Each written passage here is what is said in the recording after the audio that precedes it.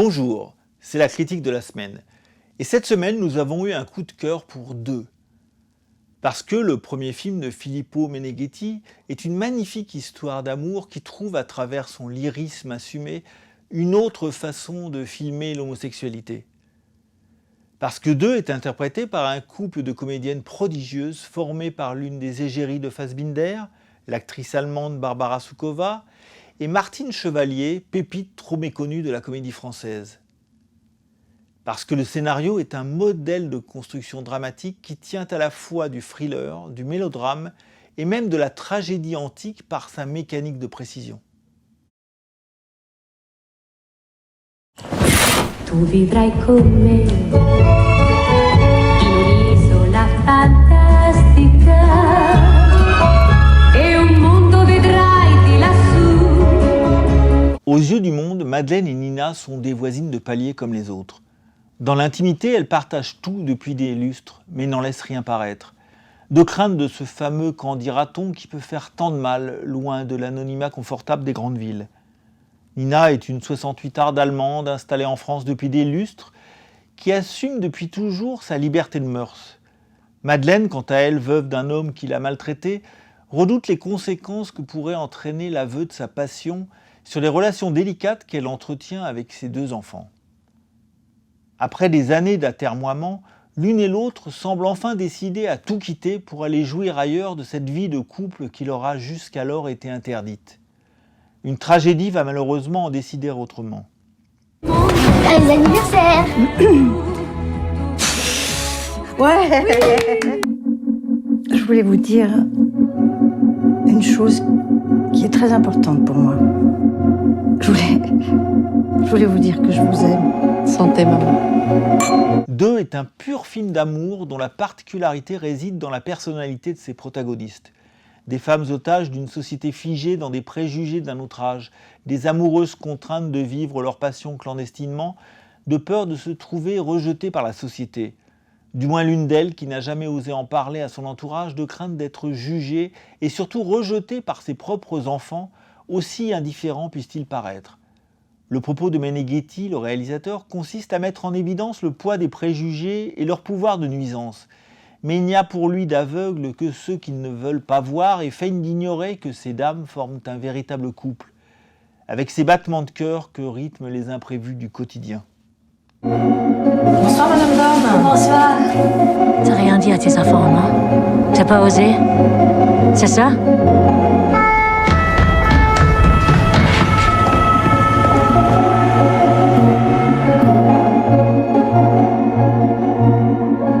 Ce film est indissociable de ses deux interprètes principales, assortis comme on le dit d'un couple. Nina est incarnée par Barbara Sukowa, l'inoubliable Lola de Fassbinder, qui habite littéralement cette Allemande libre de son corps. Madeleine est interprétée quant à elle par Martine Chevalier, une actrice qui a choisi de privilégier sa carrière théâtrale au détriment de ses apparitions à l'écran. C'est de l'alchimie de ces deux natures que naît l'évidence du couple qu'elles forment. Autant l'une est expansive et enthousiaste, autant l'autre semble effacée. Jusqu'au moment où le scénario brouille les cartes.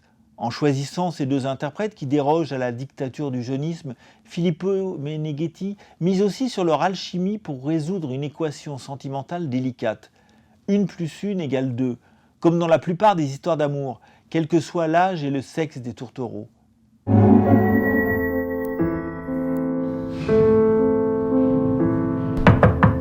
Madame Girard, votre voisine est venue vous voir. Madeleine. C'est drôle quand même d'avoir choisi cet endroit pour prendre sa retraite. Ça, c'est le Colisée. C'est marrant, on dirait Madame Dorn.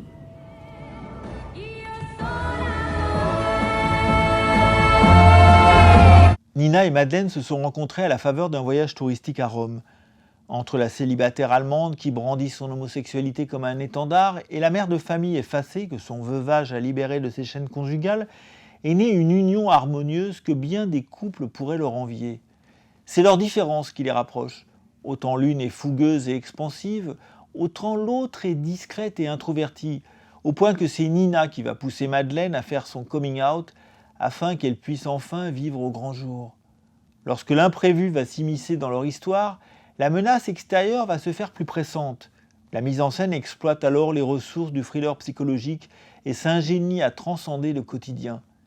C'est tout l'art de Meneghetti de transcender son sujet en mettant à contribution ses deux interprètes principales, sans sacrifier pour autant les personnages secondaires, aussi ingrats puissent être leurs rôles.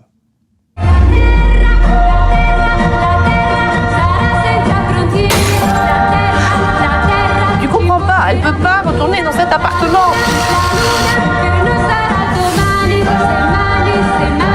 2 est un film qui caresse, qui étreint, qui repousse, qui étouffe, et surtout qui fait battre le cœur plus rapidement. Son enjeu est bête comme chou et pourtant d'une complexité infinie. C'est une magnifique histoire d'amour dont chaque pas est compté et où les deux protagonistes finissent par intervertir leur rôle dans une sorte d'alchimie fusionnelle. La mise en scène ne cherche pourtant jamais à se mettre en avant. Avec ce premier film, réglé comme une mécanique de précision, Filippo Meneghetti marque son territoire en usant de toutes les ressources dont dispose le cinéma, à commencer par le format scope qui contribue à donner une autre dimension à cette chronique intimiste qui fonctionne comme un jeu de miroir et n'est pas sans évoquer en tant que tel certains tableaux de mœurs chabroliens par son ironie matinée de cruauté.